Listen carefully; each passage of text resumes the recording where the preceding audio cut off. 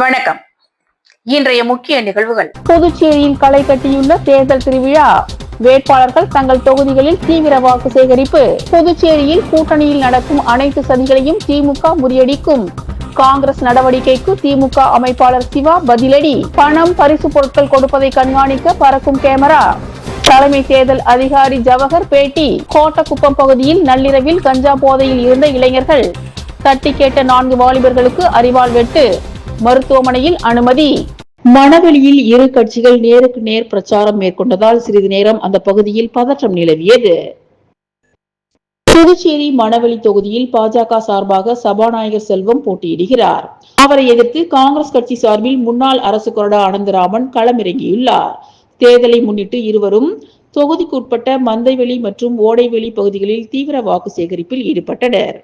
இந்நிலையில் திடீரென இரு கட்சிகளின் தொண்டர்கள் மற்றும் நிர்வாகிகள் ஒரே நேரத்தில் ஒரே சாலையில் நேருக்கு நேர் சந்தித்தனர். இதனால் மாற்றி மாற்றி தங்களது கட்சியின் பெயர்களை கோஷமிட்டதால் அந்த பகுதியில் சிறிது நேரம் பதற்றமான சூழல் மற்றும் பரபரப்பு நிலவியது.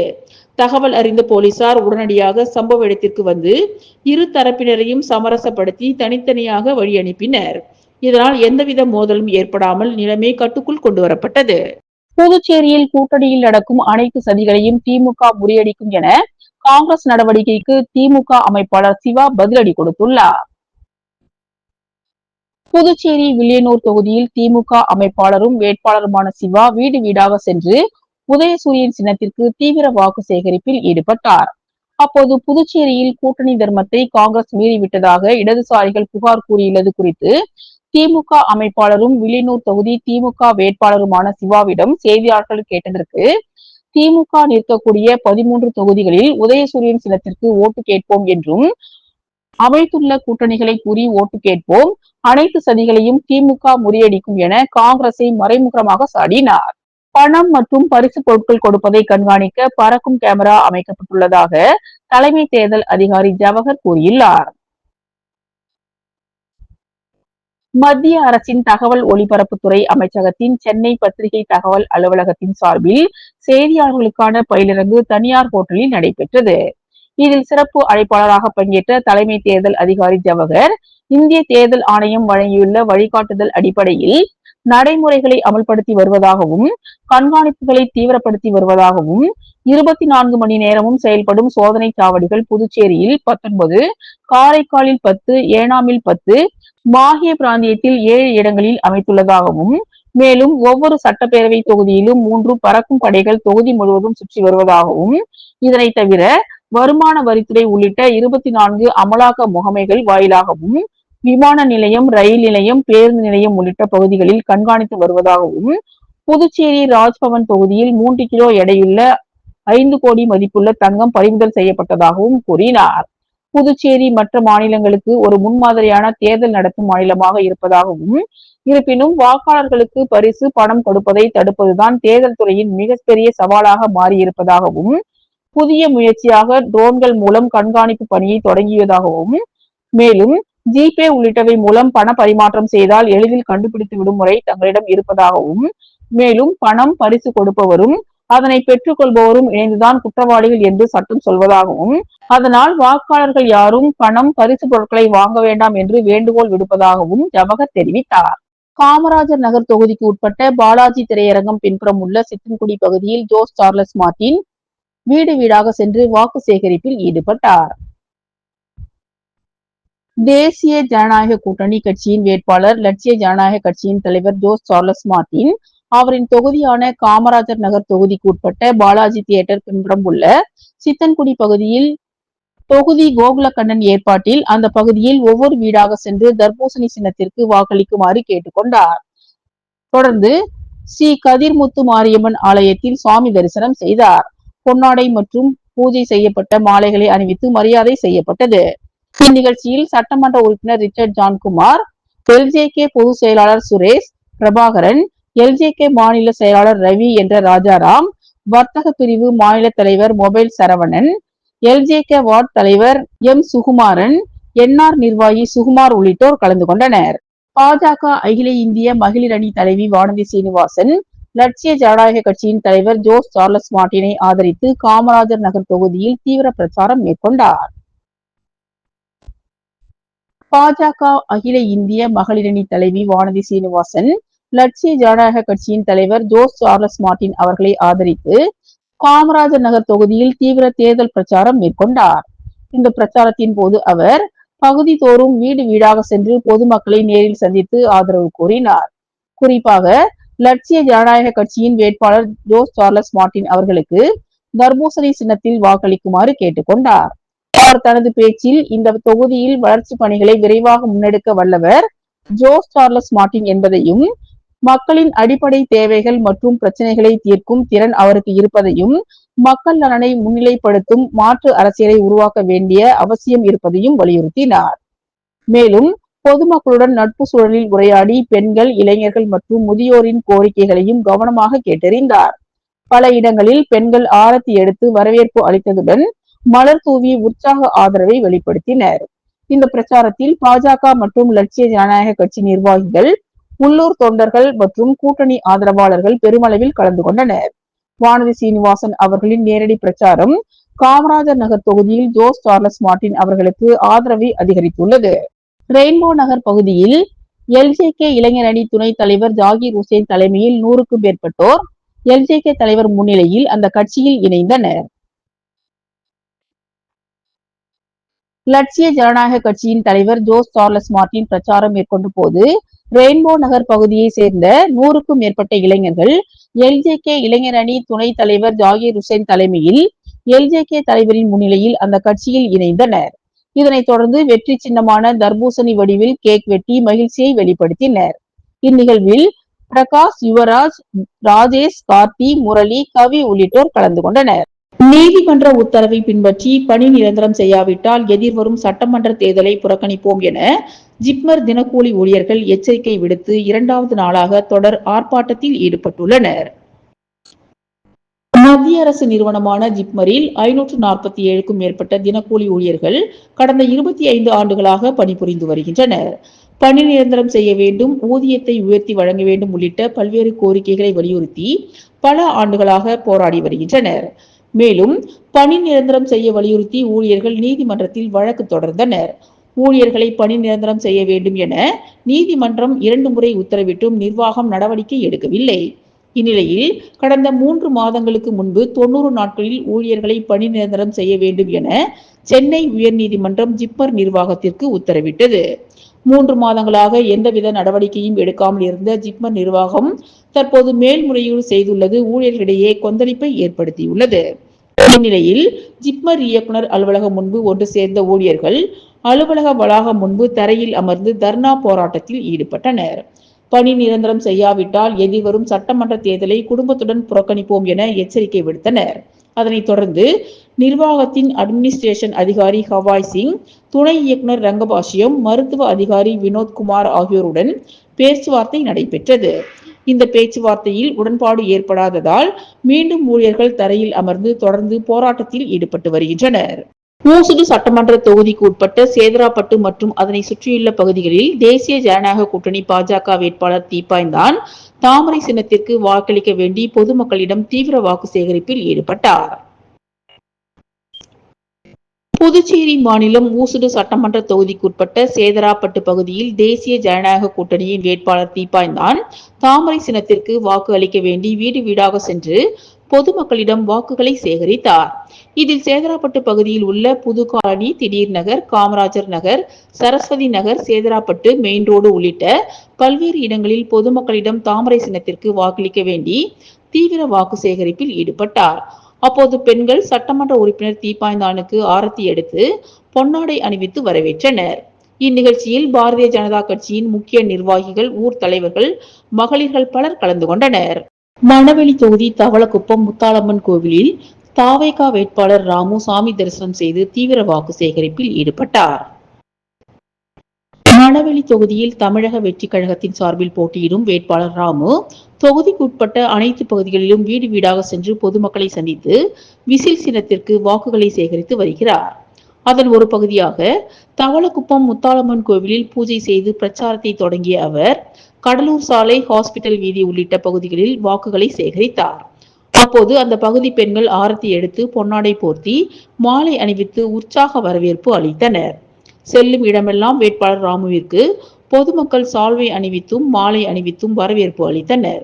மேலும் இந்த வாக்கு சேகரிப்பின் போது ராமுவின் ஆதரவாளர்கள் மற்றும் தமிழக வெற்றிக் கழக நிர்வாகிகள், பொறுப்பாளர்கள், இளைஞர்கள், மகளிர் அணியினர், பொதுமக்கள் பலர் கலந்து கொண்டு விசில் சின்னத்திற்கு வாக்குகளை சேகரித்தனர்.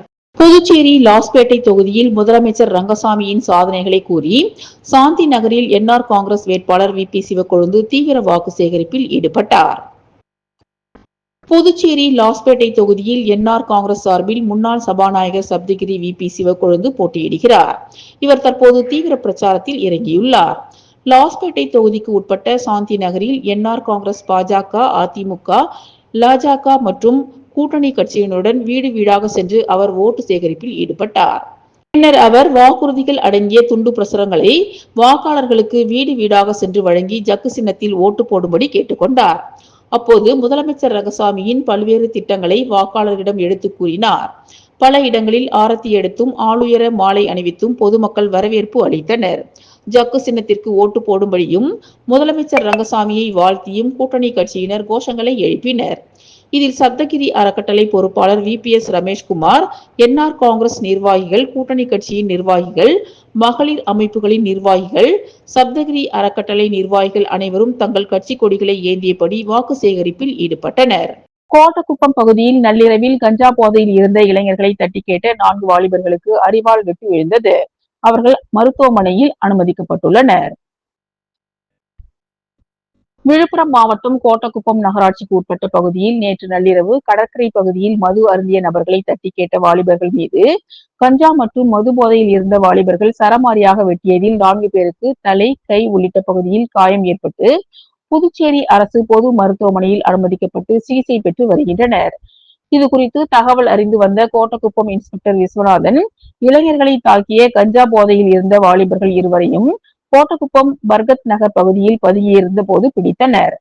மது அருந்திய போது அதனை தட்டி கேட்ட இளைஞர்களை வெட்டிய மேலும் சிலரை கைது செய்ய கோரி போலீசாரை முற்றுகையிட்டு 50க்கும் மேற்பட்ட அந்த பகுதி மக்கள் வாக்குவாதத்தில் ஈடுபட்டனர். இதனால் கோட்டக்குப்பம் பகுதியில் பெரும் பரபரப்பாக இருந்தது. கஞ்சா போதையில் இருந்த வாலிபர்களை தட்டி கேட்ட இளைஞர்களை வெட்டும் CCTV காட்சி வெளியாகி அந்த பகுதியில் பரபரப்பை ஏற்படுத்தியுள்ளது. புதுச்சேரி மண்ணாடிப்பட்டு தொகுதியில் பாஜகவில் போட்டியிடும் அமைச்சர் நமச்சிவாயம் திருக்கனூரை அடுத்த குளிச்சம்பட்டு கிராமத்தில் வீடு வீடாக சென்று வாக்கு சேகரிப்பில் ஈடுபட்டார். புதுச்சேரி தேசிய ஜனநாயக கூட்டணியில் பாஜக சார்பில் மண்ணாடிப்பட்டு தொகுதியில் புதுச்சேரி உள்துறை அமைச்சர் நமச்சிவாயம் 2வது முறையாக போட்டியிடுகிறார். இவர் கடந்த வாரம் பிரச்சாரத்தை தொடங்கி தொகுதிக்கு உட்பட்ட பல்வேறு பகுதிகளில் உள்ள வீடுகளுக்கு நேரடியாக சென்று துண்டு பிரசுரங்களை வழங்கி தாமரை சின்னத்திற்கு வாக்குகளை சேகரித்து வருகிறார். இதன் ஒரு பகுதியாக திருக்கனூரை அடுத்த குளிச்சம்பட்டு பகுதியில் வாக்கு சேகரிக்க சென்ற அவருக்கு 100க்கும் மேற்பட்ட கூட்டணி கட்சியின் ஆதரவாளர்கள் ஆரவாரத்துடன் உற்சாக வரவேற்பு அளித்தனர். இதனைத் தொடர்ந்து கூனிஞ்சப்பட்டு பகுதியில் உள்ள பல்வேறு பகுதிகளில் தேசிய ஜனநாயக கூட்டணியின் மண்ணாடிப்பட்டு தொகுதியின் வேட்பாளர் நமச்சிவாயம் அவர்கள் வீடு வீடாக சென்று கடந்த 5 ஆண்டுகளில் செயல்படுத்தப்பட்ட திட்டங்களை கூறி தாமரை சின்னத்திற்கு வாக்கு சேகரித்தார். முதலியார்பேட்டை தொகுதியில் அமைச்சர் ஜான்குமார் தீவிர வாக்கு சேகரிப்பில் ஈடுபட்டார். புதுச்சேரி முதலியார்பேட்டை தொகுதியில் NDA கூட்டணி சார்பாக போட்டியிடும் அமைச்சர் ஜான்குமார் வேல்ராம்பட்டு ஏரிக்கரை மற்றும் அதனை சுற்றியுள்ள பகுதிகளில் தீவிர வாக்கு சேகரிப்பில் ஈடுபட்டார். இந்த நிகழ்ச்சியில் கட்சி நிர்வாகிகள் மற்றும் கூட்டணி கட்சியினர் பலர் கலந்து கொண்டு வீடு வீடாக சென்று பொதுமக்களிடம் ஆதரவு கோரினர். வாக்காளர்களை நேரில் சந்தித்த அமைச்சர் ஜான்குமார் கடந்த காலத்தில் செய்யப்பட்ட வளர்ச்சிப் பணிகள் குறித்து எடுத்துரைத்ததுடன் எதிர்காலத்தில் மேற்கொள்ளப்படும் திட்டங்கள் பற்றியும் விளக்கினார். பொதுமக்களின் குறைகளை கேட்டறிந்து அவற்றை தீர்க்க நடவடிக்கை எடுக்கப்படும் என்றும் உறுதியளித்தார். இந்த வாக்கு சேகரிப்பு நிகழ்வின் போது பெண்கள், முதியவர்கள் உள்ளிட்ட பலரும் உற்சாகமாக வரவேற்று ஆதரவு தெரிவித்தனர். இதனால் முதலியார்பேட்டை தொகுதியில் தேர்தல் சூழல் நாளுக்கு நாள் சூடுபிடித்து வருகிறது. 6 தொகுதிகளில் காங்கிரஸ் திமுக நட்பு போட்டியிடுவதாக அகில இந்திய காங்கிரஸ் கட்சியின் செய்தி தொடர்பாளர் டோனி சர்மா கூறியுள்ளார். அகில இந்திய காங்கிரஸ் கட்சியின் செய்தி தொடர்பாளர் டோனி சர்மா இன்று செய்தியாளர்களை சந்தித்தார். அப்போது அவர் புதுச்சேரியில் பாரதிய ஜனதா கட்சி எதை செய்தாலும் தேர்தல் துறை அனுமதிக்கிறது என்றும், ஆனால் கட்சியின் அவலத்தை பாடலாக தயாரித்து வெளியிட்டால் காங்கிரஸ் கட்சிக்கு அனுமதி இல்லை, மக்களுடைய உண்மையை சொல்வதற்கு தேர்தல் துறை தடுப்பதாகவும், இதுதான் ஜனநாயகமா, இது என்ன சர்வாதிகாரமா என கேள்வி எழுப்பினார். இந்திய தேர்தல் ஆணையம் முழுக்க முழுக்க பாஜகவிற்கு சாதகமாகவே செயல்படுவதாக குற்றம் சாட்டிய அவர், உண்மையாக தேர்தலை சந்திக்கிறதா தேர்தல் ஆணையம் என்றும், அல்லது இந்திய மக்களை முட்டாளாக்குகிறதா, ஜனநாயகத்தை தேர்தல் ஆணையம் கேலி கூத்தாக்குகிறது. இந்திய தேர்தல் ஆணையமும் புதுச்சேரி தேர்தல் துறையும் பாஜகவுடன் சமரசம் செய்து கொண்டனர் என டோனி சர்மா கூறினார். முன்னாள் முதலமைச்சர் நாராயணசாமி தேர்தலில் போட்டியிடவில்லை என கட்சி தலைமை முடிவு செய்துள்ளதாகவும், இதனை முன்னாள் அமைச்சர் நாராயணசாமி ஏற்றுக்கொண்டுள்ளார் என கூறிய அவர், புதுச்சேரி சட்டமன்றத்தில் சில தொகுதிகளில் காங்கிரசிற்கும் திமுகவிற்கும் நட்பு ரீதியான போட்டி, 6 தொகுதிகளில் காங்கிரஸ் திமுகவிடையே நட்பு ரீதியான போட்டி என்றும், அதில் சிலர் வாபஸ் பெறுகின்றனர். நாளை முழு விவரம் தெரிய வரும் எனவும் டோனி சர்மா தெரிவித்தார். நெல்லித்தோப்பு தொகுதியில் திமுக வேட்பாளர் கார்த்திகேயன் வாக்கு சேகரிப்பில் ஈடுபட்டார். நெல்லித்தோப்பு சட்டமன்ற தொகுதிக்கு உட்பட்ட பெரியார் நகர் பகுதியில் திமுக வேட்பாளர் கார்த்திகேயன் இன்று தீவிர வாக்கு சேகரிப்பு பிரச்சாரத்தில் ஈடுபட்டார்.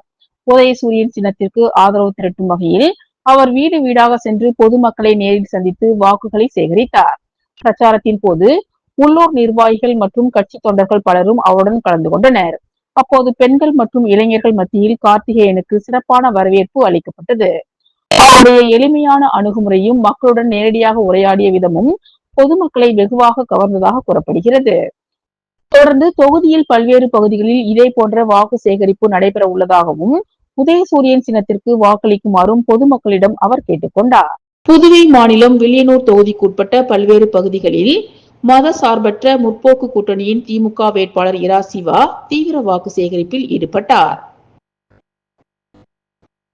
புதுவை மாநிலத்தில் வருகின்ற 9ஆம் தேதி நடைபெற உள்ள சட்டமன்ற தேர்தலையொட்டி பல்வேறு அரசியல் கட்சி வேட்பாளர்கள் தங்களின் தொகுதிகளில் தீவிர வாக்கு சேகரிப்பில் ஈடுபட்டு வருகின்றனர். அந்த வகையில் வில்லியனூர் தொகுதியில் மத சார்பற்ற முற்போக்கு கூட்டணியின் திமுக கழக வேட்பாளர் இரா சிவா அவர்கள் வில்லியனூர் தொகுதியில் உதயசூரியன் சின்னத்திற்கு 2வது முறையாக களம் காண்கிறார். இந்நிலையில் நேற்று மாலை வில்லியனூர் தொகுதிக்கு உட்பட்ட ஜிஎன் பாளையம் பகுதியில் தன் ஆதரவாளர்கள் 100க்கும் மேற்பட்டோருடன் வீடு வீடாக சென்று வாக்காளர்களை சந்தித்து உதயசூரியன் சின்னத்திற்கு தீவிர வாக்கு சேகரிப்பில் ஈடுபட்டார்.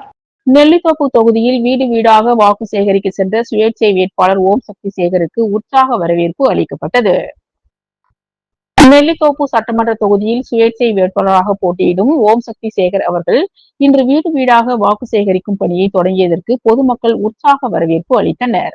வரவிருக்கும் சட்டமன்ற பொது தேர்தலை முன்னிட்டு கடந்த 2 நாட்களாக நெல்லித்தோப்பு தொகுதியின் பல்வேறு பகுதிகளில் முக்கிய பிரமுகர்களை சந்தித்து ஆதரவு திரட்டியிருந்தார். இந்நிலையில் இன்று காலை பிள்ளைத்தோட்டம் ஆனந்தமுத்து மாரியம்மன் கோவிலில் பூஜை செய்து தனது வாக்கு சேகரிப்பு பணியை தொடங்கினார்.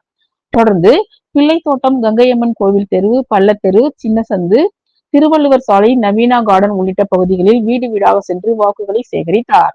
அப்போது பெண்கள் சால்வை அணிவித்து ஆரத்தி எடுத்து அவருக்கு சிறப்பான வரவேற்பு அளித்தனர்.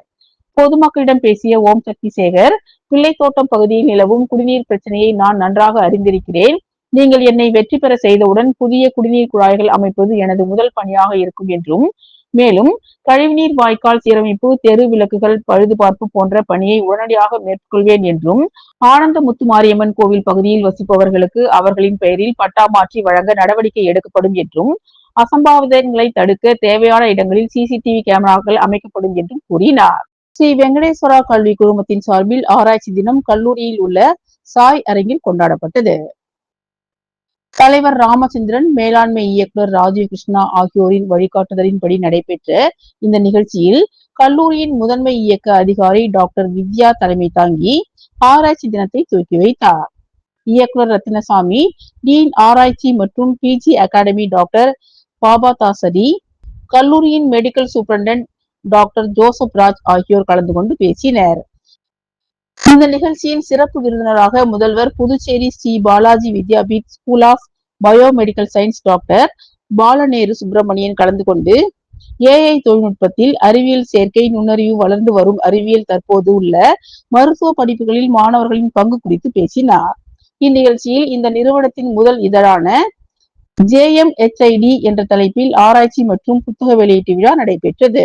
இந்நிகழ்ச்சியில் டாக்டர் ஜோதி பிரபுசென், டாக்டர் மலாயா குமார் நாத் ஆகியோர் கலந்து கொண்டு நவீன உலகின் ஏஐ தொழில்நுட்பத்தில் புதிய கண்டுபிடிப்புகளை உருவாக்கும் முறைகள், ஆராய்ச்சிகள், புதிய கண்டுபிடிப்புகள் குறித்து பேசினர். நிகழ்ச்சிக்கான ஏற்பாடுகளை Sri Venkateswara paramedical dean doctor Anand Vairavel செய்திருந்தார். இந்நிகழ்ச்சியில் கல்லூரியின் அனைத்து துறை முதல்வர்கள், துணை முதல்வர்கள், தலைமை பேராசிரியர்கள், பேராசிரியர்கள், அனைத்து கல்லூரி மாணவர்கள் என பலர் கலந்து கொண்டனர். இத்துடன் இன்றைய நிகழ்வுகள் நிறைவடைந்தன. வணக்கம்.